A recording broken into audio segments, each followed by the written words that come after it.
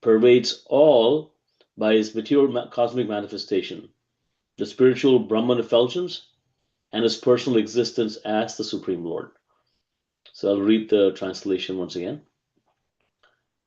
O my Lord, being changelessly situated in your own abode, you expand your universal form within this cosmic manifestation, thus appearing to taste the material world. Your Brahman, the super soul, the oldest, the personality of Godhead.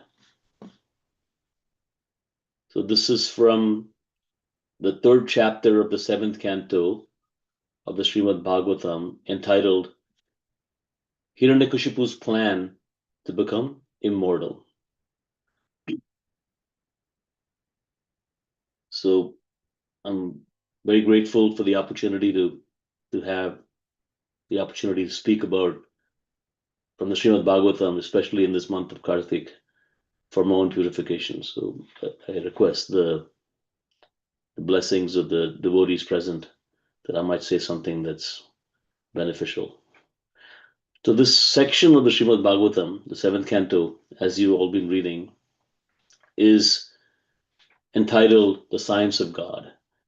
And this whole section speaks about how Hiranyakashipu performed extreme penances to become immortal. And as Krishna explains, and Srila Prabhupada explains in the 17th chapter of the Gita as well, when he speaks about austerities, he speaks about the 3 types of austerities in the 17th chapter of the Gita: the austerity of the body, of speech, and of the mind. And in that purport, Srila Prabhupada mentions that performing austerities for something that's impossible to achieve is austerity in the mode of ignorance.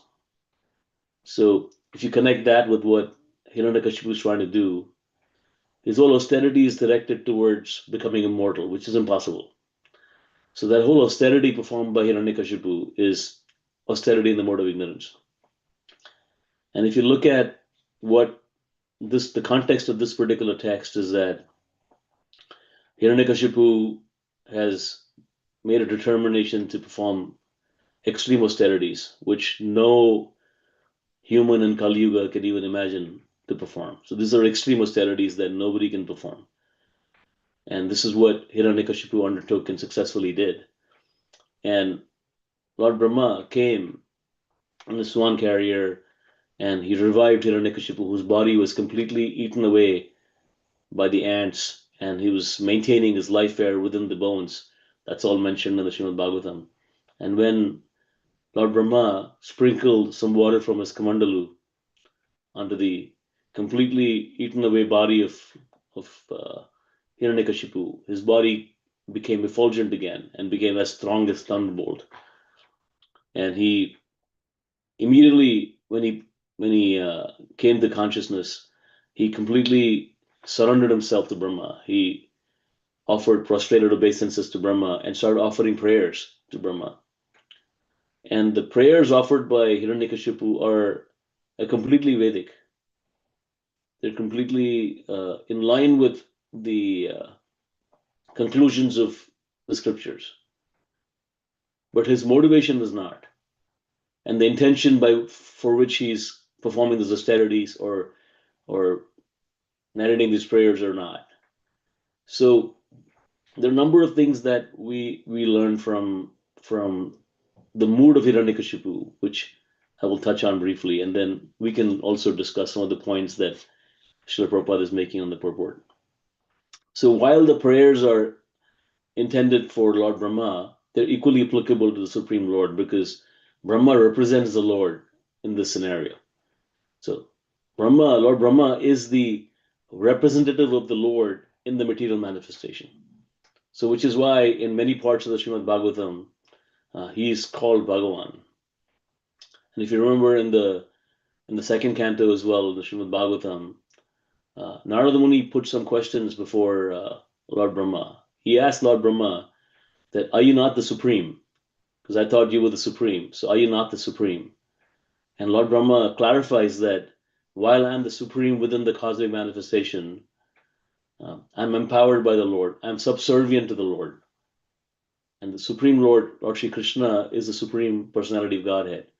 And although I'm the supreme person within this cosmic manifestation, I'm not the ultimate supreme. There's a supreme personality who is greater than me. A similar conversation is available between the Yamadutas and Lord Yamaraj. Right? When the Yamadutas were prevented from taking away Ajamil, they're confused, and they go back and ask their Lord that we thought you were the supreme, but is there somebody more supreme than you who can actually prevent us from doing our duty? Because we never thought there was anybody greater than you. We served you as the supreme master. And so is there somebody who's greater than you? And at that point, Yamaraj explains in great detail how he's subservient and subordinate to the Supreme Lord. And he explains the whole science of God in that context to the Yamadutas. So similarly, we understand how, although Brahma is being worshipped as the Supreme Lord in the context of the cosmic manifestation, he is the Supreme Personality within the cosmos, within the materially manifested cosmos. But he is not the Supreme Personality of Godhead. So in that context, in the context of the material manifestation, it is still appropriate for Hiranyakashipu or anybody else to honor Brahma as the Supreme Lord within the context of the universe. So it's not improper. But fully understanding that while he is the Lord within the context of this cosmos, he is not the Supreme Personality of Godhead. And that is the context in which these prayers are being addressed to Lord Brahma. And the point about the intention of Hiranyakashipu is actually very important to understand, that even in the third canto of the Srimad Bhagavatam, when Hiranyaksha is killed and Hiranyakashipu pacifies his mother and his sister-in-law and the children of Hiranyaksha, that they lost their father, and regardless of their father being a demon, he was still very dear to his wife, he was very dear to his mother, he was very dear to his children, and so they were agreed. And at that point, you had Hiranyaksha go and pacify them, and the verses that Hiranyaksha quotes and he speaks are 100% aligned with the Vedic conclusion. And if you look at the parallel between the second chapter of the Srimad Bhagavad Gita, where Krishna speaks about the eternality of the soul and the completely transient and perishable nature of the body, the exact same philosophy is explained by Hiranyakashipu. He explains to his sister-in-law and his mother and his nieces and nephews that the body can never be saved and the soul can never die. So they should not lament. Right? So the unnecessary, just at the conclusion of the second chapter of the Gita, where Krishna says that the body can never be saved and the soul is eternal. Therefore, in the discharge of your duty, do not unnecessarily lament. The same conclusion is given by Hiranyakashipu. But the context is very important to understand. So context is, although he has the right philosophy, the conclusion that he achieves from that philosophy is completely wrong. Where he believes that since the Supreme Lord, Sri Krishna, controls everybody, my conclusion is that I will achieve a power greater than Krishna and then kill him. And that kind of conclusion was achieved by even Ravana. When Ravana was a great learned Brahmana, he was a son of a Brahmana, extremely greatly learned, but the conclusion of his learning is that his conclusion was that he should kidnap Sita and try to kill Ram. So knowledge alone doesn't actually give us the right conclusion. Without the right surrender to the right bona fide authority, we will invariably come to the wrong conclusion. Krishna speaks about this in the 7th chapter of the Gita as well. Namam duskritino mudha prapadyante naradhama maya pratagyana asurim bhavamashrita. The 4 categories of people that Krishna says will never surrender to him. The first category he speaks about is mudas. Mudas are fools. And fools are people who will always come to the wrong conclusion. And they have no interest in even understanding what is proper, what is not proper. So they have absolutely no interest, nor do they have the inclination, nor do they have the ability to understand what is proper, what is not proper. And that is the category of fools. The second category is naradhamas. Nara means humans, and Adhamma means the lowest. So people who are in the lowest class of category of human beings are not even interested in hearing. Even if the right conclusion is somehow given to them, and even if they have the ability, they have absolutely no interest. And they're only interested in meaningless acts of sense gratification, which actually just degrade the soul. So that is the position of a Naradhama. Maya, Aprita Jnana are slightly different, where they may have the ability, they may have the intelligence, and in some cases, Srila Prabhupada quotes in the purports that they may also quote various scriptures. They might be very eloquent in quoting the scriptures. But because of their lack of surrender, they invariably come to the wrong conclusion. And then finally, asuras. Asuras are, or they may be qualified, they may be materially qualified, they may be able to quote Shastra, but because of their demonic mentality, they will always go against the Supreme Personality of Godhead. And that is their conclusion. So Hiranyakashipu in this context is both a Maya Pratagyana and an Asura, because he was hired to go against the Supreme Personality of Godhead, regardless of whether what the Lord was saying or asking him to do, he would always go against the Lord. And Maya Pratagyana was a person who would always come to the wrong conclusion. And Prabhupada specifically speaks about Mayavadis who get to the wrong conclusion that the objective of human life is to become God or somehow merge with God. And he speaks very, very strongly about that point. And in this purport, Srila Prabhupada speaks about the aspect of the Lord where the Lord, the same supreme absolute truth appears in three features. And this, all of you know this verse that comes in the first canto of the Srimad Bhagavatam. Vadanti tat tatvavidas tattvam yat jnanam advayam brahmeti paramatmeti bhagavan iti shabdate. So that verse is what Prabhupada actually literally transliterates as part of the purport. And he says that the same absolute non-dual substance, the absolute truth, appears in three features: Brahman, Paramatma, and Bhagavan. The Brahman aspect is the all-pervading aspect of the Lord. And Lord Brahma, in his partial feature as the Guna avatar of the Lord, manifests himself in the cosmic manifestation as the all-pervading feature of the Lord, as part of this universe. The Paramatma aspect of the Lord is the Lord sitting in everyone's heart.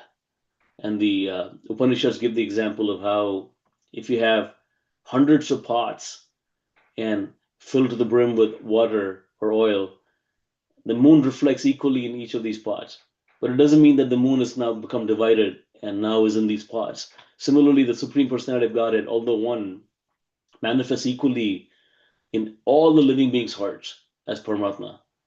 And the yogis who perform Ashtanga Yoga, Hatha Yoga, their objective is to realize through the eight limb yoga process, the Paramatma in the heart. And finally, in addition to being the all-pervading personality as Brahman and the localized Paramatma in every living entity's heart, Supreme Personality of Godhead also is a young cowherd boy in Goloka Vrindavan who's the Supreme Personality of Godhead. And that same Personality of Godhead, Sri Krishna, we worship in this month of Damodar as Damodar. We worship by chanting Damodar Ashtakam, and we wonderfully glorify how beautifully this all-pervading Personality of Godhead was running from Yashoda, fearing that she might hit him with a stick. And the Acharyas, they comment that the Supreme Lord, who even yogis cannot catch with their mind, is being caught from behind by Mother Yashoda simply by running behind him because of the intense love that she has for him. So the glory of Srila Prabhupada's movement for us is that we have the ability, although we may not be very qualified, not very learned, not very austere, and not very sincere, we still have the ability to achieve or aspire for the highest, which is Prema Bhakti, simply by following Srila Prabhupada, by reading his books, by studying his books, not just reading. This is something that I was corrected by one of my mentors, that we should not just read Srila Prabhupada's books, we should study Srila Prabhupada's books.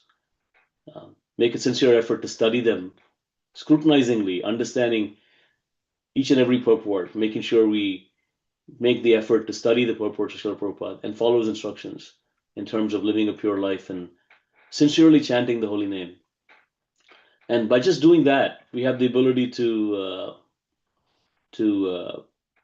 aspire for the highest, which is prema bhakti, despite all our disqualifications and our so many shortcomings. We have the ability, and we can dare actually to aspire for the highest, which is prema bhakti, by following Srila Prabhupada. So those are some of the points uh, from the verse. Any comments or any questions anybody has? Anybody would like to discuss any other points in the purport of the verse?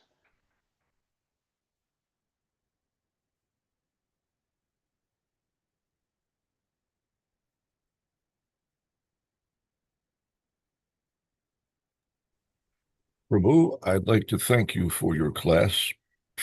I always look forward to an opportunity to hear from you. I have a question which I have not been able to get answered um, from any other source, and I thought I'd run it past you and see if maybe you had some idea. Um,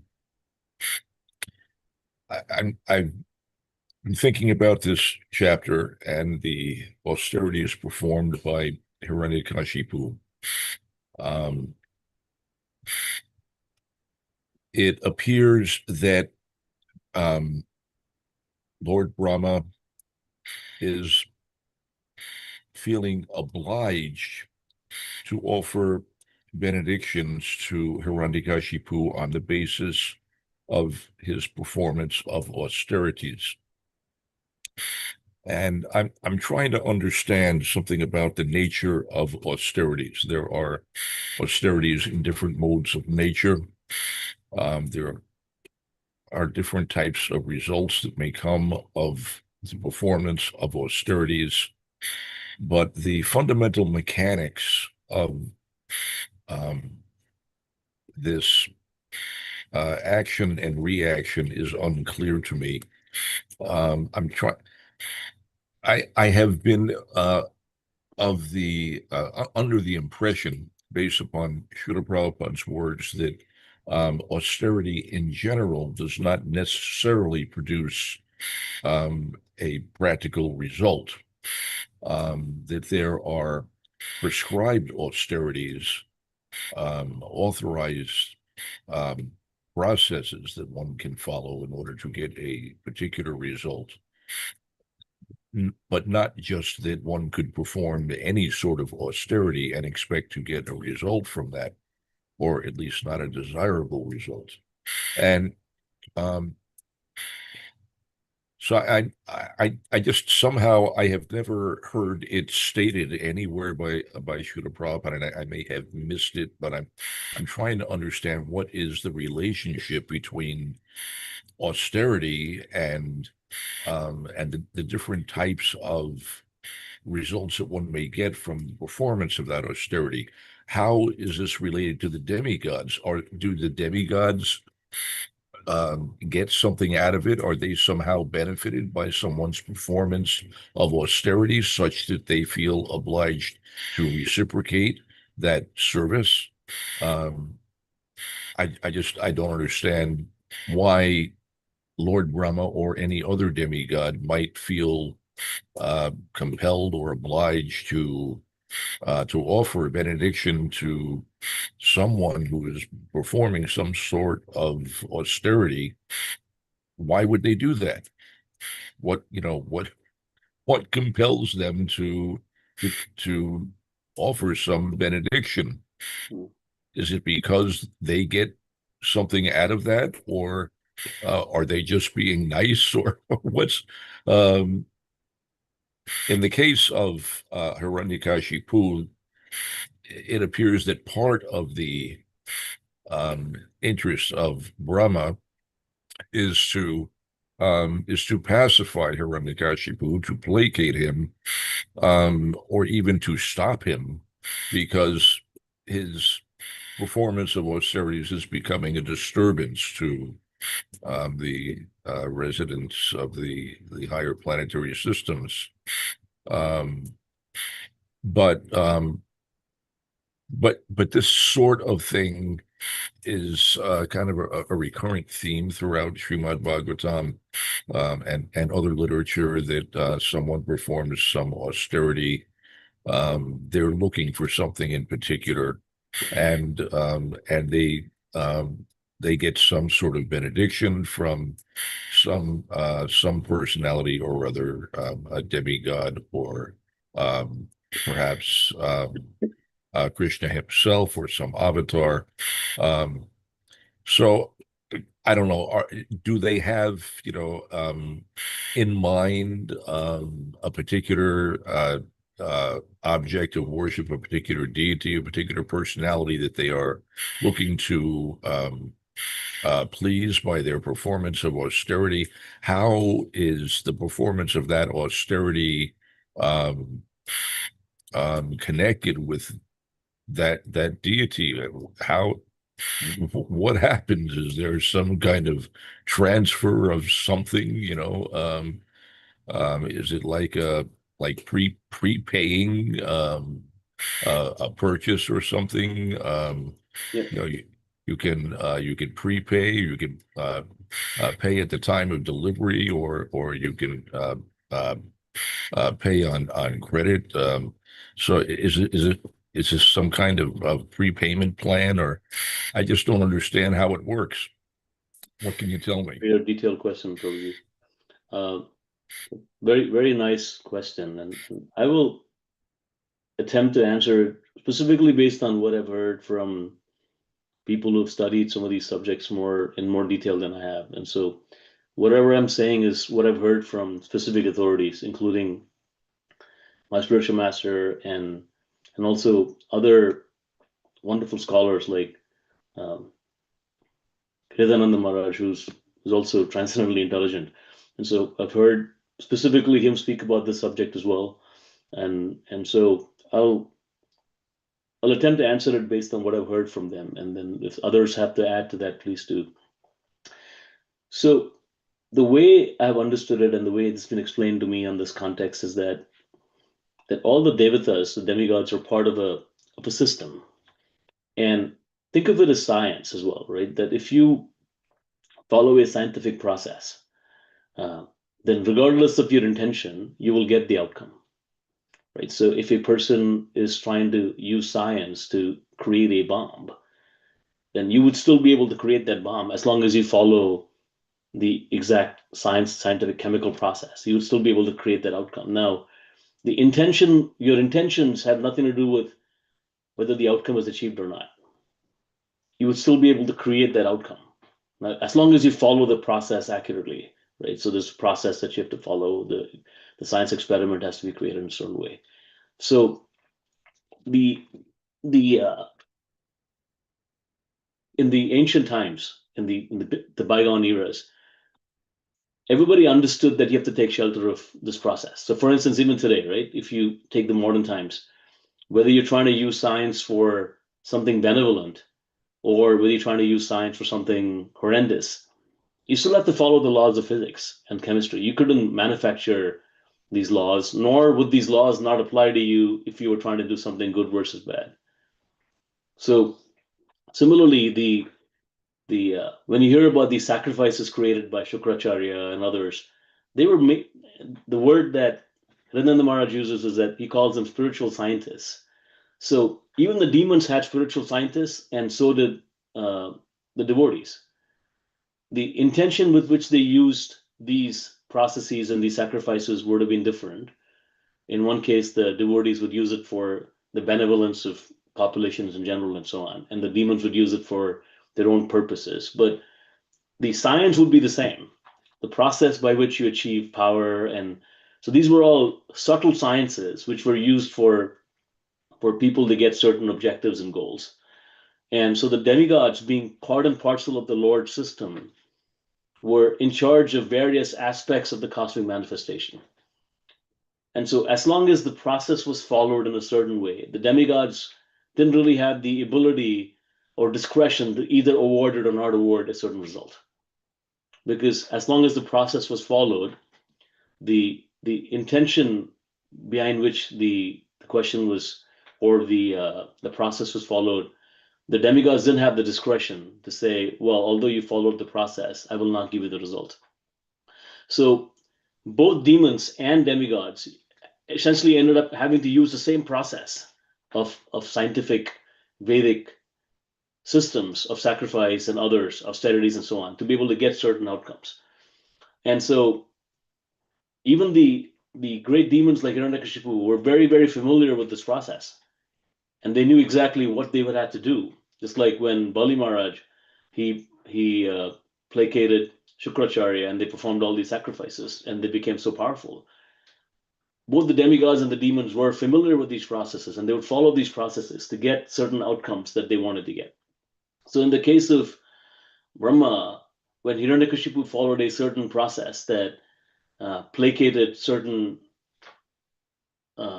powers within the universe, when Brahma specifically didn't have the flexibility to either decide to award the benediction or not because the process was followed. Now, there's another point that Srila Prabhupada makes in his purports, and I've heard from acharyas as well, that in the case of Hiranyakashipu, there's also the greater plan of the Lord, where, as you all know, Hiranyakashipu and Hiranyaksha were Jaya and Vijay, and this was the plan of the Lord all along, to be able to have this transcendental fight with Hiranyakashipu and glorify Prahlad Maharaj.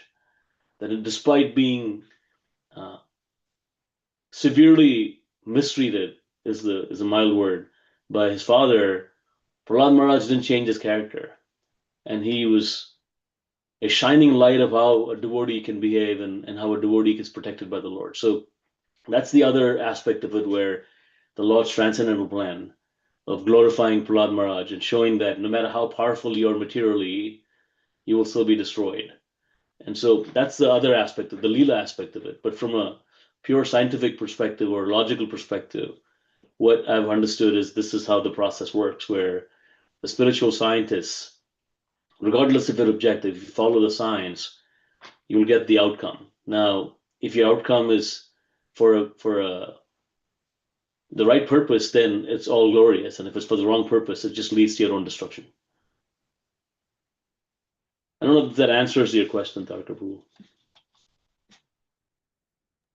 Yeah, that's helpful. Thank you. Agari Krishna Prabhu, you have a question or a comment? Hare Krishna Prabhu. Thank you so much for a very enlightening class. It's good to see you. With regards to Guru Tattva, you mentioned the prayers of Hiranyakashipu being appropriate within the context of Brahma being the supreme engineer, the Adhikavi of this universe. So my question relates to listening to these prayers as a source of knowledge and inspiration about the supremacy of the Lord.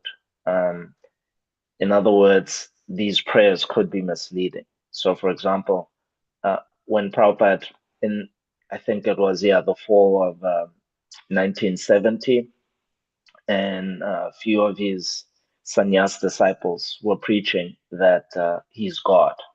He's not just a representative of God, but he's actually God. Now, somebody who knows Guru Tattva, like Prabhupada, he can actually make purports like he's doing right now on Hiranyakashipu's prayers and actually give us the right tattva. But somebody who's not so experienced could take it very literally.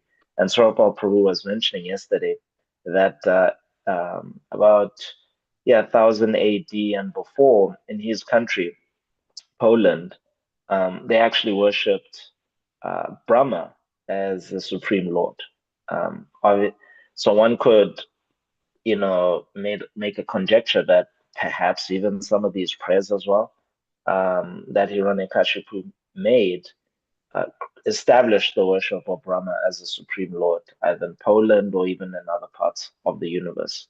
So my question is then, do we only hear prayers about the Supreme Lord from demons? Or do we only read about these prayers only when they're commented on by an acharya, so that we don't get misled? Is that the process? Yeah, very nice question. So, first of all, simple answer is that we hear classes on the prayers of Dhruva, on the prayers of Prahlad Maharaj, prayers of Narada Muni. But have you ever heard anybody give a class on the prayers of Hiranyakashipu, a lecture series on the prayers of Hiranyakashipu? There's a reason for that, right? There's a reason for that. And so, although they provided prayers, the intention and the context is not right. It's very clearly something's wrong with the context and the intention. So that is the first point. The second point is that the Srimad Bhagavatam always has to be studied scrutinizingly under the authority of purports. And Srila Prabhupada very kindly has assimilated purports from the previous acharyas, Srila Vishwanath Chakravarti Thakur, Sridhar Swami, and other acharyas who commented on the Srimad Bhagavatam. Essentially, if you read Srila Prabhupada's purports and if you go and study the purports of Vishwanath Chakravarti Thakur and even Sanatana Goswami, Rupa Goswami, then you actually understand that Srila Prabhupada's purports are just a summary and just a nice distillation in a way that we can understand the purports of the previous acharyas. So we don't lose any of the previous acharyas' commentary when we study Srila Prabhupada's purports. Srila Prabhupada is very, very true to the previous acharyas and gives us the context of these prayers. For instance, even when you read verses in the Srimad Bhagavatam that blaspheme the Lord, like Shishupal blasphemes the Lord, and he calls him so many names, or Hiranyaksha, actually, during the battle between Lord Varaha and Hiranyaksha. Hiranyaksha also blasphemes the Lord.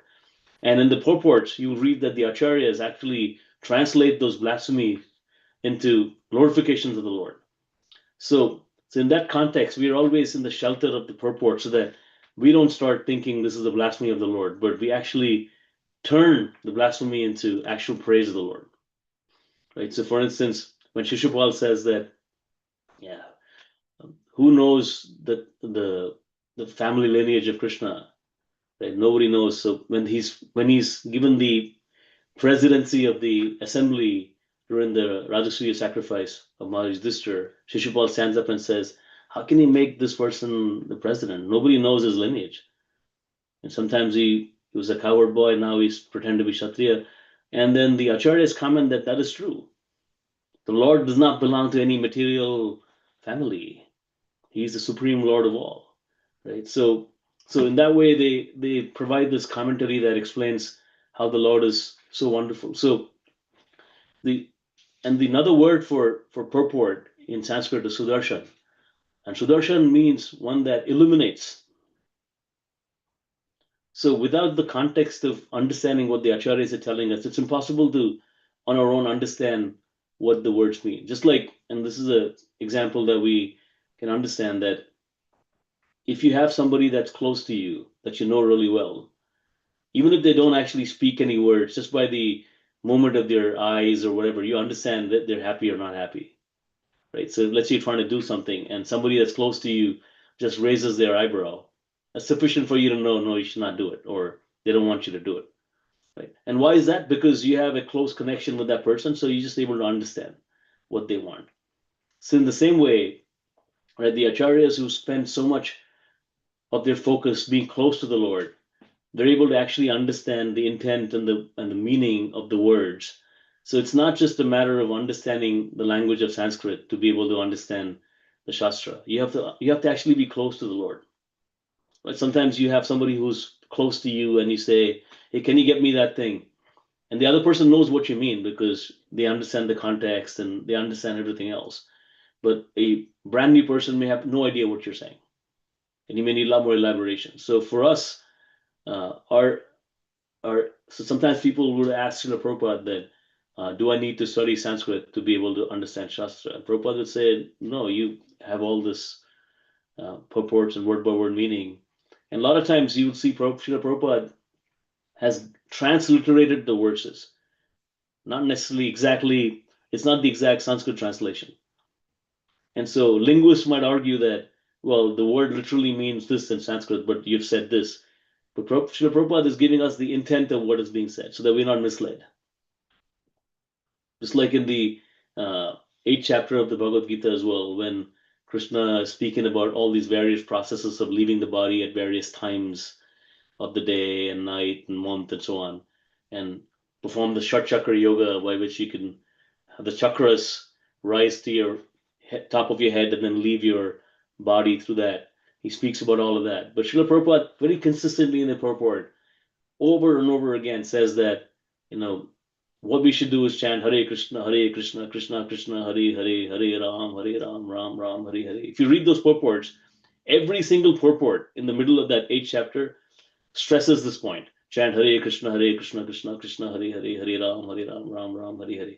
But if you read the verse, Krishna is not saying chant Hare Krishna. He's actually saying do Shat Chakra Yoga and leave your body that way. But so how do we understand those verses? Do we stop chanting Hare Krishna and go and try to learn Shat Chakra Yoga?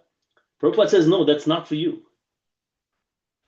Yeah, if you were so inclined and if you were so capable, maybe that's a process, that's a valid process, but it's not a process for you. So it's not an instruction for us. So without the authority of the purports, we are very likely to get misled and try to do things on our own, whimsically. So your question is exactly, and your conclusion is exactly correct, that without the shelter of the purports, we are very, very apt to be misled. That's why I made the point earlier that, and I've heard this from many senior Srila Prabhupada disciples as well, that our biggest service, so Srila Prabhupada's biggest service, right? And many senior Srila Prabhupada disciples have heard this from, that Srila Prabhupada initiated so many disciples, he started so many temples, a worldwide movement. But universally, they all agree that Srila Prabhupada's biggest contribution was his books. And our biggest service to Srila Prabhupada, as followers of Srila Prabhupada, is to study his books and scrutinizingly study his books. So when we study his books, then our ability to understand things in context becomes very clear. Otherwise, we can take things out of context and then become very confused. Does that help, Prabhu? Yes, Prabhu, that helps. Thank you very much for that luxurious and generous answer. Thank you. Is there anything else?